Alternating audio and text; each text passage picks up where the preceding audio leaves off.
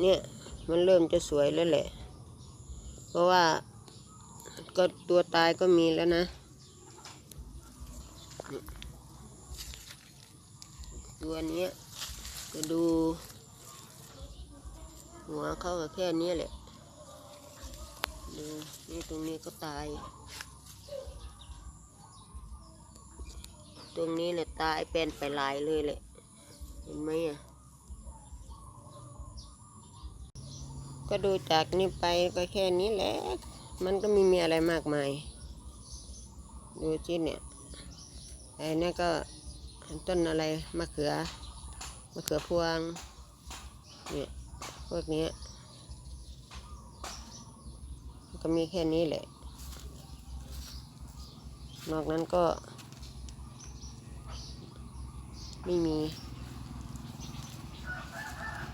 มันเริ่มจะตายแล้วแหละ